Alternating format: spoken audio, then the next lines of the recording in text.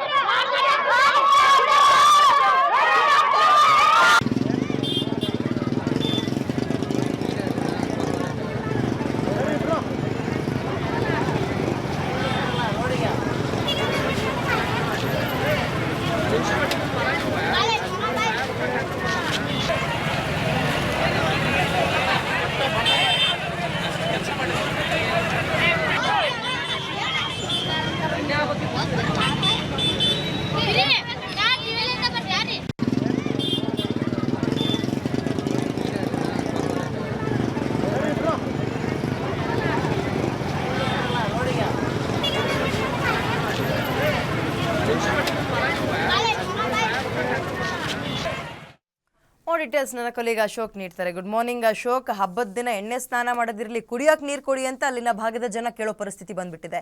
ಯಾವಾಗಿಂದ ಈ ನೀರಿನ ಸಮಸ್ಯೆ ಉಂಟಾಗ್ತಾ ಇದೆ? ಜನರ ಆಕ್ರೋಶ ಏನು? ಅಧಿಕಾರಿಗಳು ಸಂಬಂಧಪಟ್ಟವ್ರು ಏನು ಮಾಡ್ತಾ ಇದ್ದಾರೆ?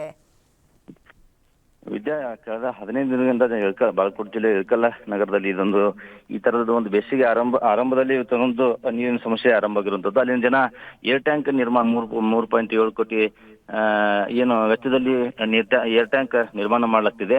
ಆದ್ರೆ ಏರ್ ಟ್ಯಾಂಕ್ ಏನಂದ್ರೆ ನಿಧಾನಗತಿಯಲ್ಲಿ ಇರೋದ್ರಿಂದ ಈಗಾಗಲೇ ಅಲ್ಲಿ ನೀರಿನ ಬವಣೆ ಆರಂಭವಾಗಿರುವಂತದ್ದು. ಹೀಗಾಗಿ ಕುಡಿಯಕ್ಕೆ ನಮಗೆ ಸೂಕ್ತ ನೀರು ಕೊಡಬೇಕು, ಸಮರ್ಪಕವಾಗಿ ನೀರು ಪೂರೈಕೆ ಮಾಡಬೇಕು ಅನ್ನೋದು ನಗರಸಭೆಗೆ ಅಲ್ಲಿನ ಸ್ಥಳೀಯರು ಪದೇ ಪದೇ ಮೇಲಿನ ಮೇಲೆ ಪ್ರತಿಭಟನೆ ಮಾಡಿ ಒಂದು ಮನವಿಯನ್ನು ಸಲ್ಲಿಸ್ತಾ ಬಂದಿದ್ದಾರೆ. ಅದು ಇವತ್ತು ಏನು ಹಬ್ಬ ಇದೆ, ಹಬ್ಬದ ದಿನ ಎಣ್ಣೆ ಸ್ನಾನ ಮಾಡಬೇಕು.